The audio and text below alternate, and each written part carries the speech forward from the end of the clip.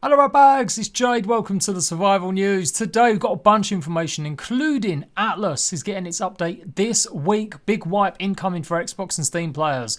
Art Survival Evolved, have they finally fixed their issues they've had over the weekend and since last week with the Summer Bash event? Conan Exiles has also got a hotfix for Steam. Going to be talking a little bit more about what's going on with the Epic Games Store. Now it's going to be free to play later on this week as well. Rust has got its big modular car update this week. We're going to go through some of that stuff. 7 Days to Die, Alpha 19 went live on experiments yesterday and we're going to be going over my petition. I've finally done it, I've created it. You can sign and help spread the word about getting some updates for console. We're also going to be taking a little bit of a look also at Craftopia. This is a brand new survival game that's coming soon, maybe possibly at the end of July. And Dayz 1.08 should be live by the time you're watching this video. It's all here, let's go, it's the survival show. Rustified has pretty much got the breakdown. It can be a bit hard to fathom if you're not a regular player of Rust, keeping track exactly what updates are what. That's because Rust do have three sort of stages of getting their updates out. They've got the full experimental, then they've got staging, and then they've got the main. Well, cars are going to be coming to main this week, pending any other further changes.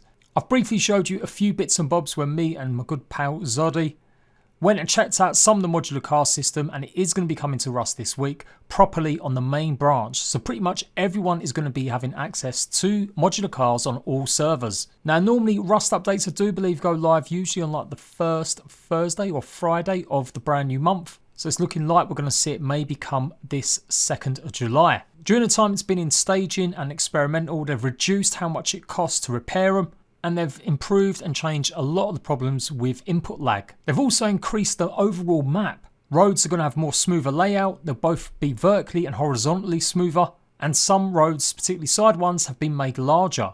You've also may have seen from people like Shadowfrax a showcase of monument vendors. The bandit camp is now entirely a safe zone, just like the outpost. You'll be able to go and buy yourself a minicopter or helicopter or transport copters for a amount of scrap at these places. On top of that, the helicopter trader is pretty much going to also sell cars. You'll be able to buy a bunch of stuff to do with the car parts, the modules, so you can upgrade them. So looking pretty decent. There's all speculation from Rustified saying that there's going to be summer DLC. Looking likely it's going to be something similar to the musical instruments DLC that was launched a few months ago. It does look like it's all going to be purely cosmetic or non-game changing items. Obviously lots of other changes, lots of other stuff going down as well.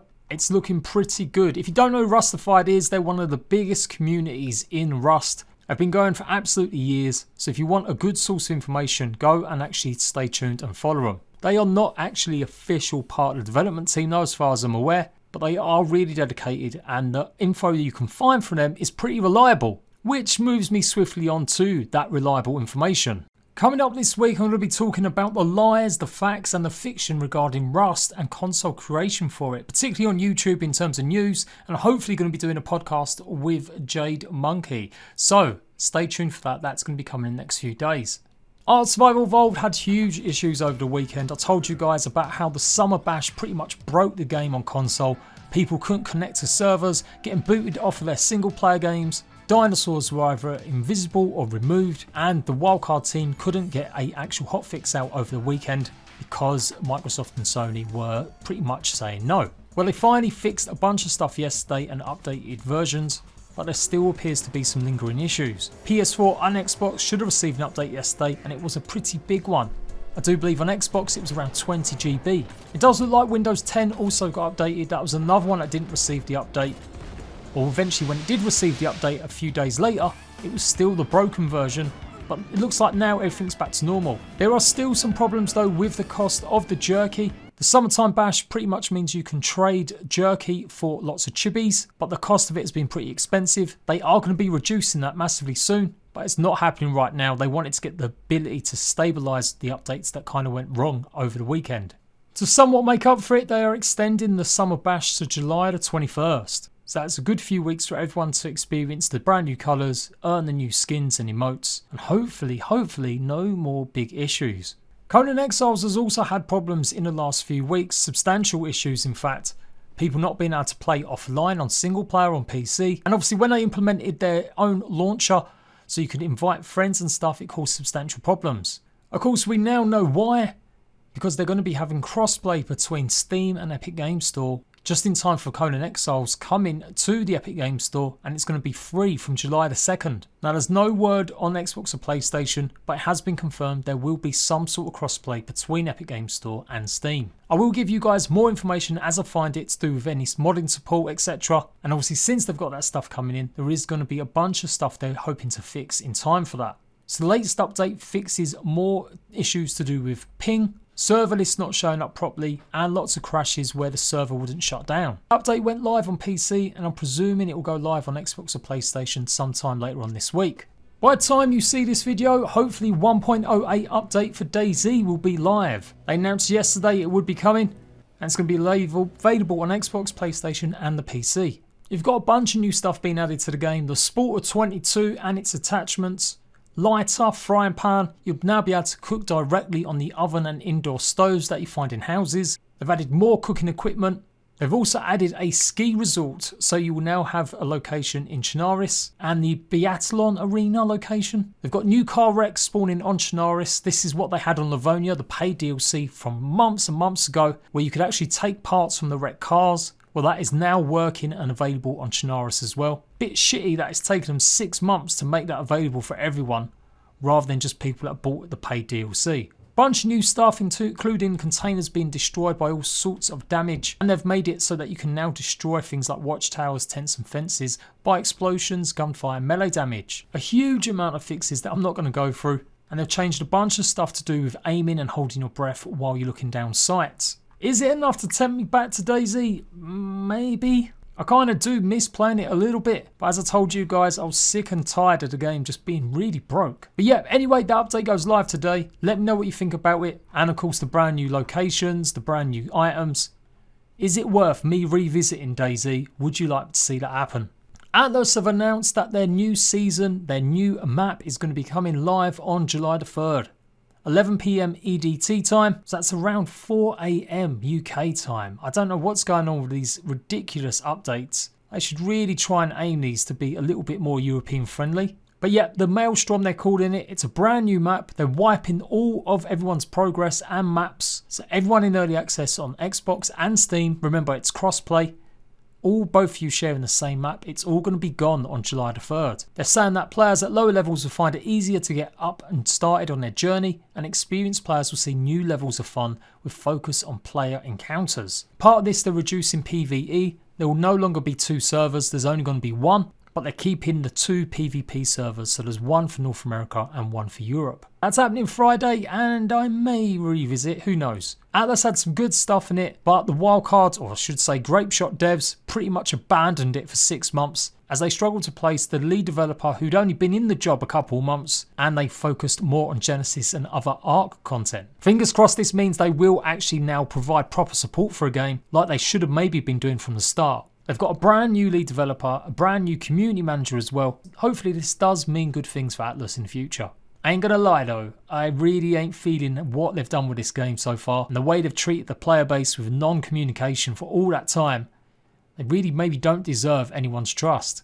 7 Days to Die Alpha 19 is now an experimental. Ahead of its coming to the main branch, you can test and showcase and see all the brand new changes. They've added better gamepad support, and they've got new survival system and critical injuries to it as well. New and reworked injuries include abrasions, sprained or broken arm, sprained or broken leg, deep lacerations, concussion and infections. They've also got new UI for food and water, and they've reimagined and remade a lot of the characters. They've also got new zombies including Arlene, Darlene and Marlene, and a bunch more have been improved or changed. New music systems added to it, new loot progression and balance. There's now 4 tech levels in the game, new enemy progression balance, on-screen sprite system, brand new quest rally markers, new all sorts of improvements to the quests. Lots of new locations have been added to the game as well.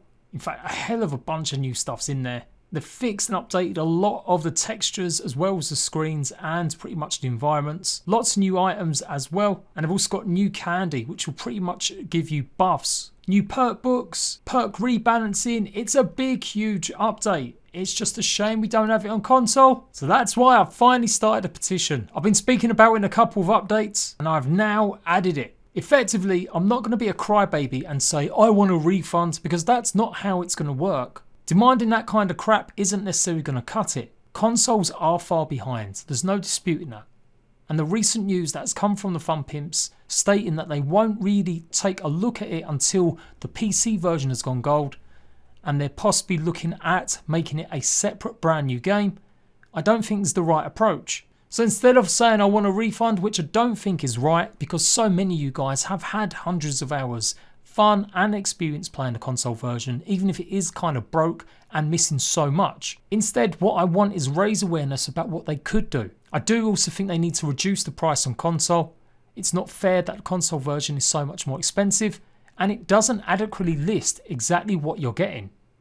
People picking up 7 Days to Die on console with no news or info about the differences between PC will sure as hell not realise it's behind the PC version by about 3 years. This needs to change. They need to change and modify what it says on the store pages, and I think they should reduce the price of it alongside the usual price. £27.99 for a game that is only $18.99 on Steam, and it's lacking so much of the content I don't think is correct. That's why I implore the fun pimps. I'm not doing this out of spite, I'm not doing this just to get views. I really don't need 7 Days on my channel other than it's just another survival game, but I enjoyed it when I played it on Xbox.